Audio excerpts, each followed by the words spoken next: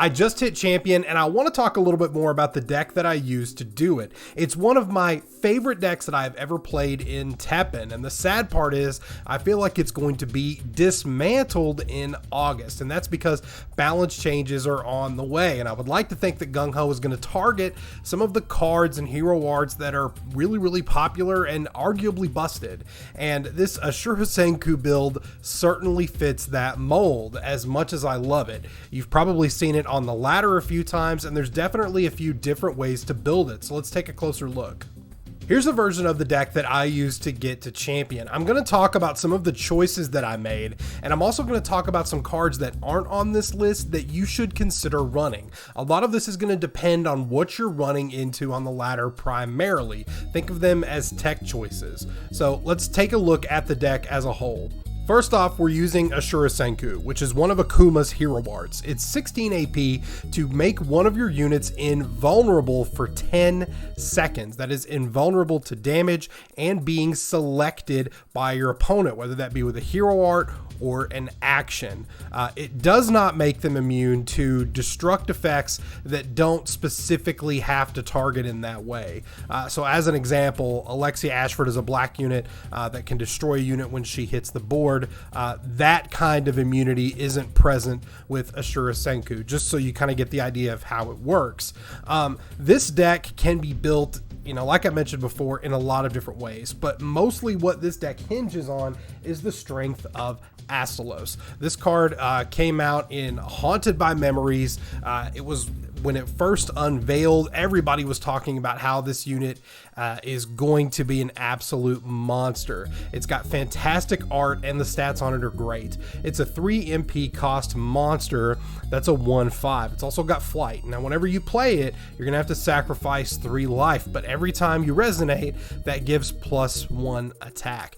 This unit is basically just as good as any form of resonate you could build up in a singular purple build. In fact, this guy is so strong in a lot of situations you don't necessarily need to be buffing his attack power because he's going to do that on his own. So what you want to do is you want to structure your deck around getting Astalos on the field and making him survive, giving him the tools he needs to stick around to deal that flight damage, and this deck can pop off and end matches really quickly. So if we go back out and look at the deck as a whole, there's a few things here that really help keep Astalos alive. Wall Jump is a shield, Honey is a cheap action to give him extra HP, Blade Shattering Defense gives HP and a shield if you hit that memory threshold, which is super easy to hit. Hatred Reborn allows you to bring Astalos back to the graveyard back from the graveyard, if he ever manages to kick the bucket. Forbidden Fruit is a legendary that's been around since the Devil's Awaken. It gives a unit attack power and says that the damage taken by this unit is going to be taken by the hero instead up to 3 times. This can be incredibly powerful if your opponent has ways in terms of dealing damage to Astalos to get rid of him. And we also have another key piece here that allows us to deal a lot of damage quickly, and that's Bloodbath Frenzy. This card is really good. You're sacrificing life, but at base you're making a friendly unit get +1/+2. At Memory 2, that's an additional +1/+1 in spillover, and the big kicker is Memory 4. You make an instant attack. This is your bread and butter for cleaning up matches very quickly. So that's kind of the bread and butter of really what allows this deck to flourish. Is you want to put accessories for Astalos in here, if you will, that will allow him to stick around to do his thing. A couple of other tech choices here that I've chosen to add. The legendary Cammy is really good. This deck is chock full of actions, so she's going to become very powerful in a short amount of time. Ultra Lady Karin is great just because of that extra seal, and she can be a damage monster herself if for whatever reason you are struggling to get Astalos out. Even with summon minions, which with the way we've tailored this deck, the only thing that summon minions can pull is Astalos, and that is by design. Layer is there for extra MP generation if you feel like you need it.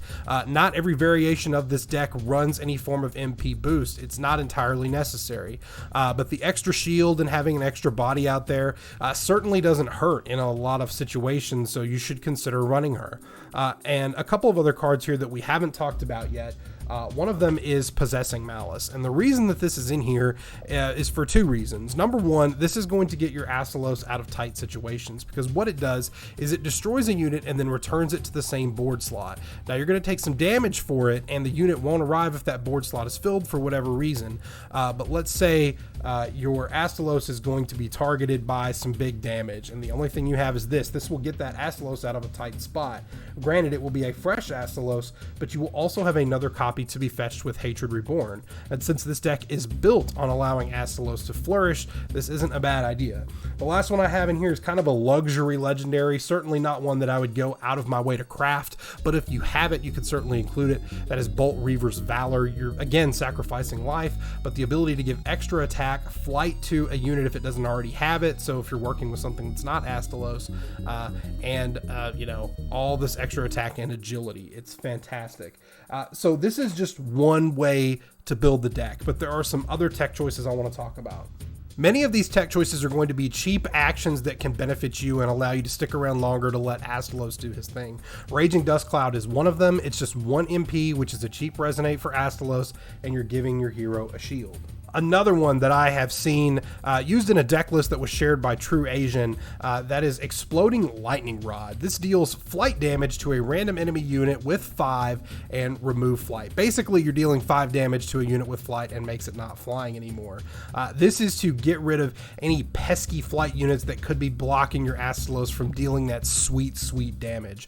I haven't used this myself, but I can see where it can be very useful. Seals can also be incredibly useful if a unit has anti-air or if a unit is flying. This is another way to ground it. Plus it's cheap. You could consider running some of these. If for whatever reason you're finding that your Astalos just aren't getting powerful enough and you want to buff attack power instead, you can certainly do that with cards like Beast Cannon and Psycho Power. But I wouldn't go down this path, and that's just because the thing about Astalos is he's going to build up that attack power on his own. His survivability is much more important. I want to show you this Dante match for one specific moment that kind of harkens back to some advice I was giving you about a card earlier, just to kind of see how you can get yourself out of sticky situations. So up against purple, you can always kind of expect to have your things countered and negated. Now, Quicksilver is not a very good hero ward on its own. The slow against an Astalos can be annoying, but it's not really it's not a big threat. There's scarier hero wards out there that we need to be concerned about. So right away, the starting hand we want to look for, you know, this is pretty decent. We get ourselves an Astalos and a summon minions for another one. Now, what we need to do, and you need to do this in every game that you play in TEPPEN, you need to be keeping an eye on your opponent's MP, because that's going to telegraph what they're doing.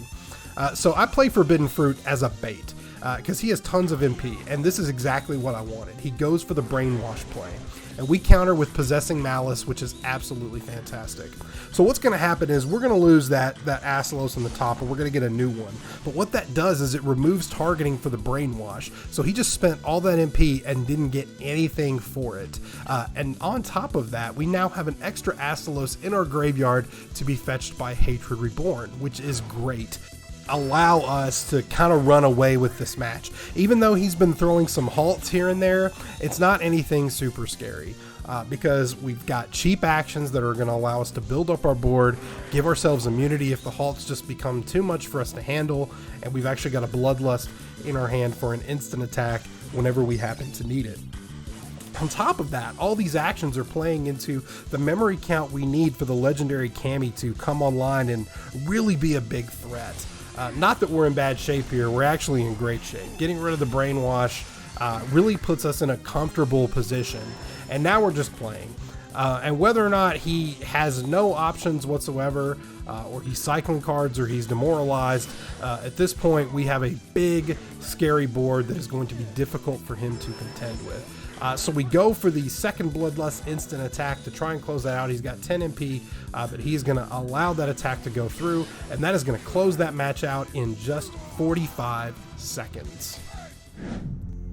We need to talk about Ouroboros, and the reason we need to talk about Ouroboros is because this deck is going to show up a lot, and there's a few different forms that are really gaining popularity, one of them being the self-mill variant. Now other people are making use of monsters. There's a lot of Ouroboros going around, so we have to be careful because that deck can come online just as fast, if not faster, than ours can, given the right situation. So we have the chance to get ourselves an Astalos here with summon minions, and we have a Hatred Reborn in case it dies, which is great. The 2 disarms could come in handy. It's all going to depend on what this kind of Ouroboros deck happens to be. So we're going to try and bait something out to see what's going on. So we throw out the wall jump to get a quick shield, although it's not really going to do us any good against mono black because they have a ton of removal. Now granted, some of it's really expensive.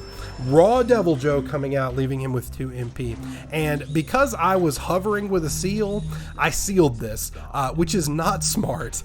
You should not seal a Devil Joe, because when a Devil Joe kills a unit, it actually gets weaker. So all I did was create a bigger problem for myself by sealing it. So don't do that if you're in my shoes, guys. But it's not the end of the world. We have opportunities here. So we're going to be using Bloodbath here to get an instant attack, and we're trying to beef up this Astalos to the point where he's going to be able to sweep this Devil Joe, and he's already there. And we've got to summon minions, which is going to give us our second Astalos.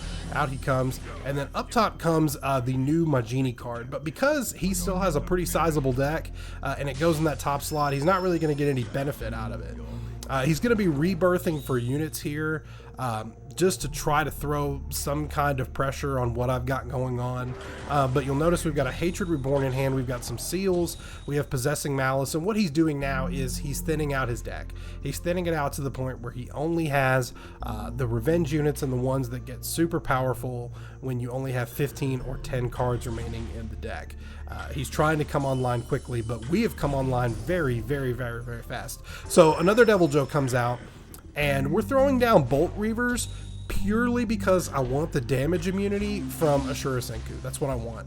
And so we get that out in time before the Devil Joe and the Astalos trade, and we lose our big damage dealer. He goes up top, he swings for a glorious 13, and the Astalos on the bottom cleans up that match. You'll probably run into a few spike dive bombs. The deck is really popular, and actually I've had matches recorded to show you spike dive bomb for quite some time. I've just been really, really busy, and I wanted to put this together beforehand. So spike dive bomb for me is going to come at some point. I just got to put it together. So we have access to 1 Astalos in this hand, which is okay, but it's not great because we don't have a Hatred Reborn on hand to bring it back in case it dies. So at this stage of the game, we're gonna need to do everything we can to protect this Astalos as best as we can. Now these are standard for the dive bomb builds. It's all about revenge and gate. So the zombie that gives 1 MP when it dies, the growth gate, these are understandable plays. Now what we're gonna try and do is we're gonna try and seal this gate before he can come online, because gate can be really, really, really, really troublesome.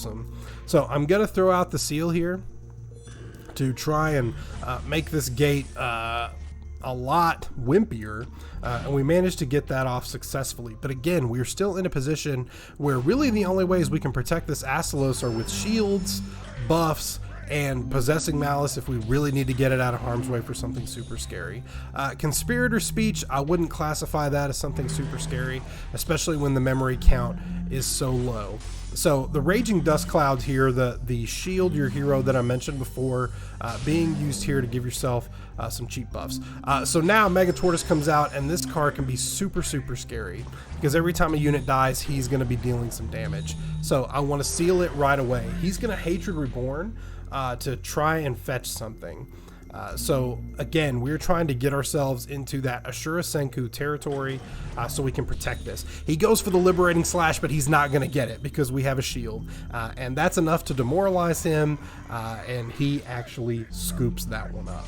If this kind of aggressive playstyle is something you would enjoy, I would recommend you play this deck now. And that's because, like I mentioned before, I fully expect Astalos, Ashura Senku, and some other pieces that go in this deck to totally get nerfed. Because if you're not playing something that has specific counters to it, it can be very, very difficult to keep up. And, you know, a lot of people have opinions about aggro being toxic, you know, detrimental to the game. Whatever, man. It's fun. Astalos is awesome. You should play it. Let me know what kind of decks you want to see me cover in future videos. A lot of you guys have requested the purple chest synergy deck. I'm going to work on that. Like I mentioned before, I have got the Spike Dive Bomb Revenge build that will also be coming soon. So continue to throw suggestions my way. And if there's some other kind of TEPPEN topic you want me to cover that's not a specific deck, let me know in the comments. That's the best way to get in touch with me. I love you guys, and I'll see you next time.